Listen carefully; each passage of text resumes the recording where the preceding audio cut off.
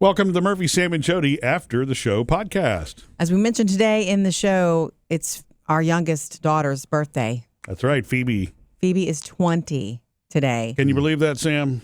It's one of those things that happens when your child has a birthday. You make the day all about them, and rightly so. It's a celebration of her life. Mm-hmm. And we're looking forward to dinner tonight with her without all the excitement. No birthday singing and all that. Oh, I at the was restaurant. wondering what you meant. At the restaurant. Because like it will still be exciting, right? It just won't be. And is your mom still going? Yes. Okay. Of course she's coming. My brother's coming too. Okay. But, you know, she was at the house last night. She had stopped by and was like, hey, getting to see you, you know, and we were talking about the 20 years ago, you know, the night before I had you, this is what we were doing. Taylor was 3 years old and we were doing something, a little school project for Taylor, and we were all just talking about that. And well, they were having a little parade at school, so we were having to decorate a wagon that she was going to ride in. Yeah, and she did. She went to that parade that morning, and then Murphy picked her, after dropping me at the hospital, picked Taylor up and brought her to the hospital, and she met her little sister, Phoebes. Wow. And but we were just telling those stories, and once we started telling her baby stories, you realize children love to hear about their story. Children need to hear their life stories from their parents or, you know, their caregivers or whoever. They just need it.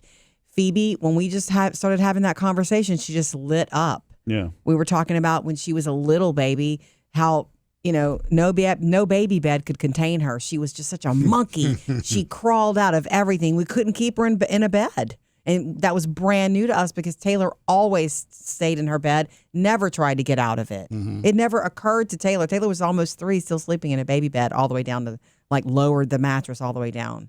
But Phoebe, and you know, everywhere. Depending on you know, the kid, I say, you know, kid jokingly because they're both young adults, but you know, there's also that kind of interest in stories of the family. Mm-hmm. Obviously when you're talking, you know, about their own past, that's really the thing that's most exciting. But once you start to talk about other things or relatives that they don't really remember from that age, I guess maybe it's anything that they just don't remember from that age that was going on is usually something that they'll soak up. I just watched her though last night and just talking about her when she was a baby, telling those stories that she's heard before, but it's about identity. It's about her. Mm-hmm. So of course she's intrigued, a time that she doesn't remember. Yeah. And it's funny because it's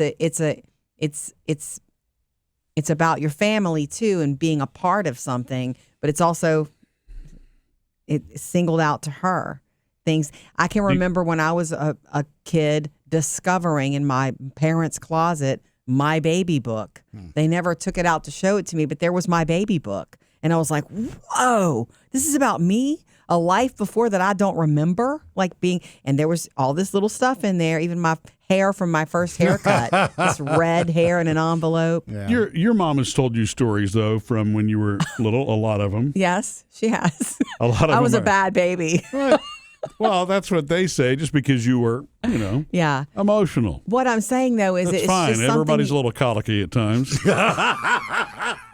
Right? Screaming baby is what I heard the whole time I was growing up. But anyway, children do need to hear their life stories and the stories of when they were babies. And you don't think about that. You spend so much time going, you know, I can't believe you're 20 today. That statement will happen today. Well, I need to go back and find the little Word document that we created back then of stories that we then, like any good intention, you know, I mean, you're going to write down as these things happen and the things that are the stories that everybody loves, but then you kind of stop doing that. You know what I mean? But I do know that I've got that, Jodi. We should go back and see what we can find from that. Now, my hope is that didn't stop with Taylor, our oldest, because it might not have. I mean, you know what I'm saying? Why don't you find that out before you whip out the sheet? Yeah. My first thought is if you find the one on Phoebe, please find the one for Taylor so that we, you know, kind of keep it even if possible. It was only one document.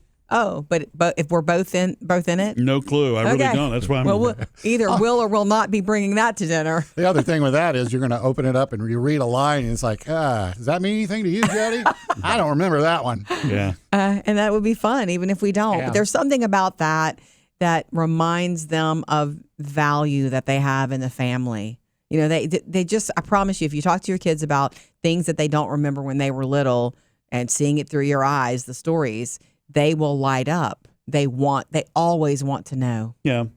They're It's little, fantastic. I remember some random, things that my parents told me over time since I don't have either parent anymore. So, and then those stories got reinforced and told even late into their lives. It's you don't ever get tired of hearing them just because. Yeah. Because apparently, instead of saying I had a headache, I said I had a Heget. I remember them telling me that. Just a little bit. And you liked it. You're smiling now. We're Yeah, calling thinking that. about that. And then I realized I don't remember anything else that they told me. Were you told stories, Sam, when you were little? Yeah, but it's the horror stories. I know. He had colic for the first 18 months. We never got any sleep. I know. I I'm love sorry. you too, Mom. And your head was so big they had to choose between me or you. Yeah, Remember that was one? the story that Yeah. you almost killed your mother coming Yeah. into the world. Yeah. I know. That's why I quit. Hey, quit telling me stories. The traumatic things jump out, but the other thing I think about, I don't have any recollection of this. Apparently, they would put the newspaper up on this dates it, huh? They put the newspaper up on the front door from the weather section, and they had me do the weather. That was pointing at the map in the weather section. What age? I probably was 3-4 years Oh, old. yeah, and you something don't like remember that. doing that? No, of course Yeah. not. I don't 25, 26. Years ago during the Okay, Mom.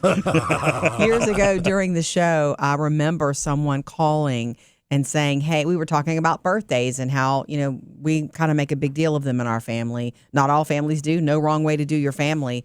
But someone called us, and I will never forget her saying, and I feel like we sort of do this now based on her recommendation, is that every year on her on her children's birthdays, they tell the story of the day you were born.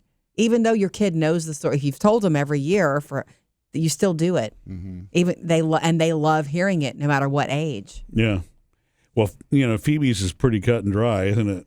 Well, Because I have parts that you don't have. Yeah. Well, yeah, but I'm saying, because with that Taylor, story. Taylor being our first, you labored for 14 hours with Taylor, and then finally she was taken by section, and that was a long day. But then with Phoebe, because you'd already had the section, it was scheduled. Jodi and I went to dinner the night before. It's like, okay, I'll see you in the morning. We made that little Be there. that little parade wagon thing the night before. Yeah. I remember. Yeah. I was telling her that last night. We were making a wagon at this time 20 years ago. Yeah. With Tay. And I took, I took Taylor to school that day. We did the parade. Obviously, we got Jodi to the doctor and all that kind of stuff. Dropped her off at the front door and kicked her out of the car. Hey, there's something we forgot. Once I got Jodi settled there, I went back to the school. I got, Taylor, and then we went up to the hospital together. And then I guess Taylor got to meet Phoebe for the first time in the nursery. Yeah, it's one of my favorite pictures of all time. And we really got lucky because there was a nurse. They talk about it at a little bit different time, certainly pre-COVID. The nurse let her go into the nursery and meet her sister, and that was Watch her really being bathed. special. Yeah, mhm. She wasn't supposed to do that, actually. That's nice. Yeah. Oh, that happened while I was in recovery, so I didn't know about it until after. And I remember it was you or Mom telling me, Taylor got to go back in there with her being bathed, and it was awesome. And But you're right about those. Just the story, that personal history thing. It's really special for any child to go back and that hear. picture that I shared on our socials this morning of Phoebe, that baby picture of her where it looks like she's taking a selfie. I posted this baby is 20 today. I sent Phoebe that picture too. It's like, this baby, you're still this baby. You're always going to be this baby. That bald-headed baby. Yeah. And one of the things that we were talking about last night that she didn't like, she wasn't being mean to me. But I said, back then when you were a baby, I was your favorite person in the world. And she knows what I mean. She smiled. She was a mama's baby. Mm-hmm. She always wanted to be on my hip. Other people are okay, but she wanted me. It seemed like 24 hours a day. Like I had back problems because she was always on one of my hips, and I just got used to that life. But once she was really crawling, it was Taylor. And I even said back then, when I sent her that picture, I said back then I was your favorite person in the world. And I said, until your other favorite person took over. And I pointed at Taylor, and she goes, and Phoebe said, sorry. I think that's another perfect example of what you're saying, though. Is that it just Tell them it their resonates. baby It's story. special. Yeah, even if they've heard it before, they can't hear it enough. And you start talking about that with your kids, you'll remember things. Yeah. It's like you spark it when you say it. Yeah, that's so true. Missed any part of the show? Get it all on the Murphy, Sam, and Jodi podcast.